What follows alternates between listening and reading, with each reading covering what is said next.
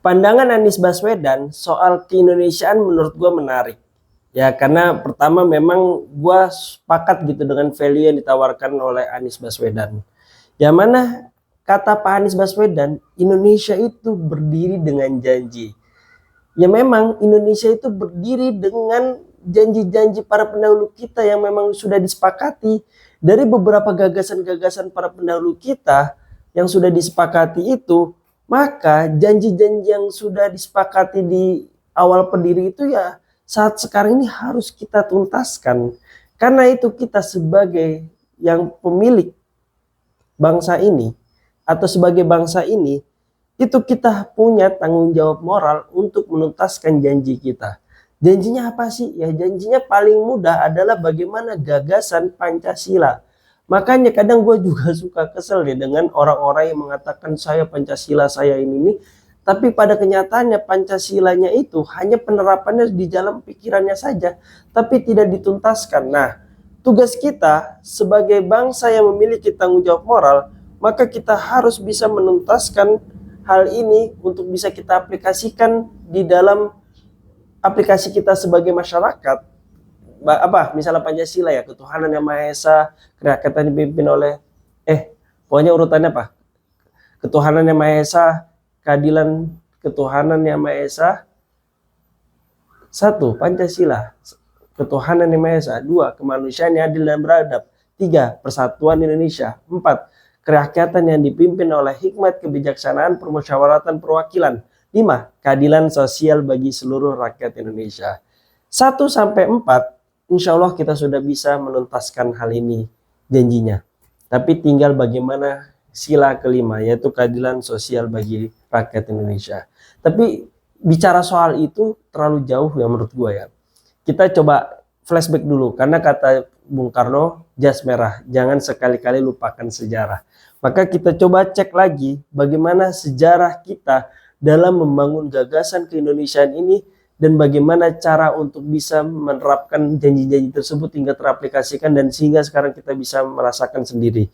Jadi memang ya kita harus tumbuhkan juga perasaan memiliki negeri ini ya. Jadi jangan sampai kita bilang itu mah urusan elit politik, itu mah urusan pemerintah, itu mah urusan para pejabat, kita mah rakyat yang hanya menerimanya aja. Kita ini yang pemilik gitu. Kalau misalnya kata Bang Panji Mansria, kita ini atasan presiden gitu. Ini tapi bukan bicara soal politiknya, tapi gue lagi penekanan soal bagaimana kita memandang soal keindonesiaan ya. Jadi jangan dipelintir kalau misalnya tiba-tiba viral. Termasuk juga tadi tuh, jangan sampai kepelintir tiba-tiba gue kepleset. Karena kan gue tanpa teks, jadi kadang lupa juga. Apalagi udah istilahnya gue nggak terlalu baca Pancasila mulu kan gitu. Jadi kadang ya suka lupa, tapi pas diuji bener kan. Nah, yang pertama itu apa? Soal bagaimana keindonesiaan yang pertama itu adalah Indonesia pada masa itu yang bahkan belum merdeka sudah bersepakat bahwasanya kita itu adalah satu tanah air, satu bangsa, dan satu bahasa, ya kan? Di dalam Sumpah Pemuda di 28 Oktober 1928 ya. Nah, itu digambarkan bahwasanya kita menyepakati gagasan bahwasanya kita ini adalah satu bangsa, kita ini adalah satu tanah air, kita ini adalah satu bahasa, yaitu bahasa Indonesia. Padahal notabene pada saat itu belum merdeka. Ini kata Pak Anies Baswedan. Berarti penegasannya adalah bagaimana kita sudah meyakini bahwa kita ini adalah satu kesatuan. Belum merdeka ya itu urusan mungkin diplomatik dan lain-lainnya, tapi kita harus sepakati dulu sebagai bangsa yang ada di dalam ini, di dalam daerah kita ini, kita itu adalah satu bangsa, kita ini adalah satu tanah air, kita ini adalah satu bahasa. Makanya pada zaman dulu katanya kan, kalau teman-teman ketahui kan, kita ini Indonesia terdiri dari beberapa banyak kerajaan kan, suku budaya itu sangat beraneka ragam macam. Tapi kita sepakat loh bahwasanya kita itu satu bahasa, yaitu bahasa Indonesia. Maka zaman dulu bahasa Indonesia itu ada lesnya. Mungkin sekarang orang Papua, orang Aceh kalau ngomong bahasa Indonesia ataupun orang ada ada orang Jakarta atau orang lain di luar daerah Aceh misalnya ngomong bahasa Indonesia, mereka paham. Tapi zaman dulu itu sangat sulit, dan bahkan ada lesnya di Senen waktu itu. Ini dari cerita Pak Anies Baswedan.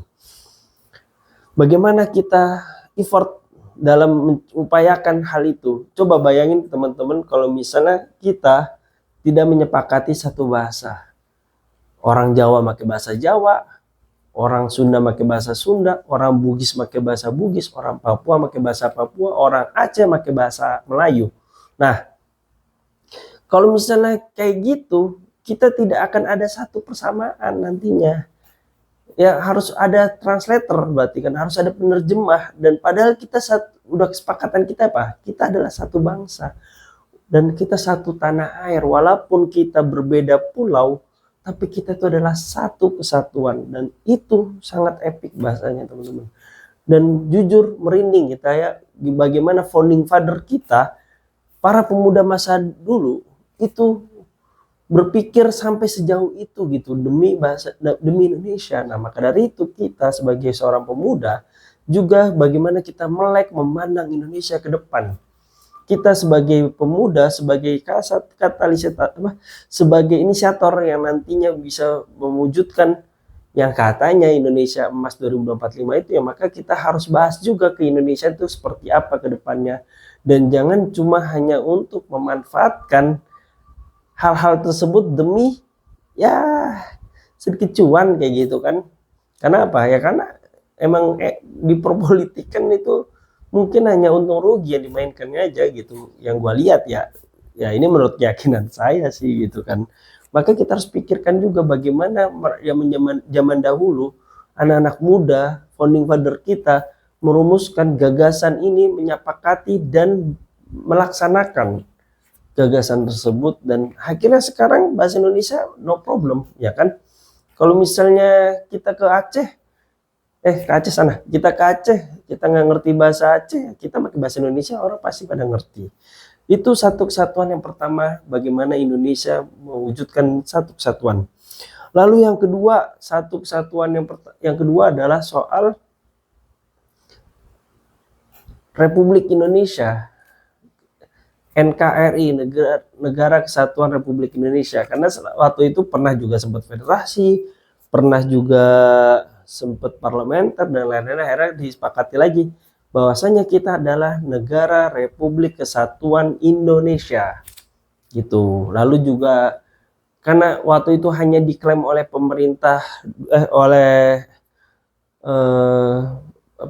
global gitu, itu hanya tanahnya doang, airnya itu adalah milik internasional, maka ada deklarasi Juanda dan diupayakan sehingga semua yang diomongkan oleh dalam Sumpah Pemuda itu tercapai. Satu tanah air, bukan hanya satu tanah, tapi juga airnya juga termasuk bagian dari NKRI, dan itu yang harus kita coba wujudkan.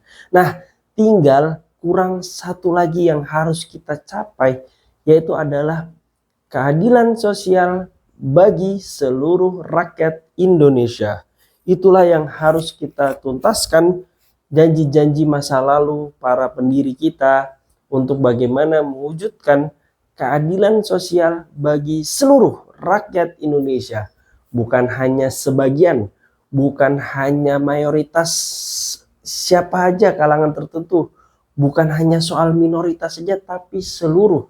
Yang artinya kaya, miskin, Jawa, Sunda, tinggi, pendek, perempuan, laki-laki, PNS, non-PNS, corporate entrepreneur, orang Indonesia, WNI, ataupun bahkan orang yang menetap ke sini dari luar negeri ke Indonesia, itu semua sama.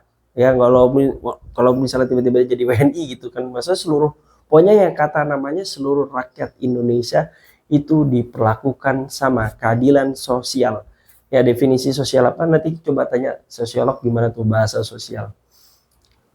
Nah, hal inilah yang harus coba kita rumuskan, bagaimana kita coba penekanan ini bisa mewujudkan, bisa mencapai hal ini. Dan dari hal ini memang tidak mudah, bisa kita coba maksimalkan, tapi Yang bisa kita coba terapkan yang paling pertama adalah bagaimana semangat gotong royong kita untuk saling support, saling bantu. Apabila kemarin ada bencana ya kita support. Ya, jadi spirit kita adalah spirit bahwasanya ini tuh negeri ini tuh milik kita ya gitu. Negeri ini bukan punya, ya kalaupun kita memang bukan pejabat tapi kita merasa kita miliki negeri ini gitu. Sehingga kita berbondong-bondong, kita merasa kita harus turun tangan, kita merasa kita harus gerak, membangun gerakan untuk bisa mewujudkan hal itu. Walaupun misalnya kita bukan di area perpolitikan, tapi ya kita sebagai rakyat Indonesia punya kewajiban yang untuk mewujudkan hal itu gitu. Dan bagaimana integritas itu juga yang paling kita harus kuatkan juga, karena founding father kita pada masa dulu memang apakah mereka kepikiran gitu saat merumuskan itu untuk memanfaatkan kepentingan mereka saja? Rasanya tidak gitu. Pada zaman dulu para elit-elit politik founding father kita yang sebagai pendiri itu, yang kita kenal adalah sosok bagaimana integritasnya yang kita ditonjolkan. Yang paling kita lihat adalah rumusannya, gagasannya, bukan soal bagaimana dia bermain soal koalisi misalnya. Walaupun pada akhirnya nanti ada soal perpolitikannya juga, tapi pada hal awalnya mereka adalah merumuskan, berupaya mengusahakan bagaimana mewujudkan Indonesia yang ideal. Maka terbitlah tadi kan 5 dasar itu, 5 sila yang mana yang harus bisa kita terapkan, harus bisa kita implementasikan, harus bisa kita wujudkan. Bukan hanya sekedar di ideologi pikiran saja, atau bukan merasa saya paling Pancasila, dia bukan itu, tapi bagaimana kita bisa mewujudkan kepancasilaan itu di dalam implementasi nilai-nilai diri yang bisa kita terapkan sebagai rakyat Indonesia, sebagai politikus misalnya, sebagai pengusaha, sebagai wirausaha, sebagai wira swasta, sebagai guru, sebagai murid, ataupun semuanya. Pokoknya ada nilai-nilai Pancasila dalam itu. Dan itulah yang nantinya sehingga kita bisa mewujudkan hal itu pelan-pelan, dan walaupun memang tantangannya besar, tapi bukan berarti berat gitu ya. Emang besar tapi ya bukan berat gitu. Jadi ya emang besar tapi pelan-pelan kita coba cicil gitu kan. Kita coba cicil-cicil sehingga tantangan tersebut bisa kita coba mulai atasi seperti itu. Dan PR Indonesia memang kalau menurut Pak Anies Baswedan itu adalah soal kesejahteraan, bagaimana kita gotong royong, terus memberikan pesan dengan integritas yang dengan setara gitu ya, bukan kita yang paling berkuasa, kita akhirnya bicaranya rasanya kayak bosi gitu kan, tapi kita sama-sama berjuang bersama gitu. Jadi mungkin nih gini, pemikiran saya seperti ini, tapi bukan saya menyalahkan pemikiran orang lain yang memanfaatkan atau apa. Ya enggak, ayo bagaimana cara berjalan yang bersama, bagaimana kalau misalnya memang ada kepentingan seperti itu, dengan saya punya kepentingan yang bagaimana wujudkan kesejahteraan rakyat ataupun keadilan sosial bagi seluruh rakyat Indonesia, seperti apa caranya, kombinasinya seperti apa, ya kita dialog perbanyak gitu. Kita jangan sampai merasa benar juga gitu. Saya juga bukan merasa benar, tapi ini hanya menyampaikan opini dari Pak Anies Baswedan yang coba saya turunkan melalui video ini seperti itu.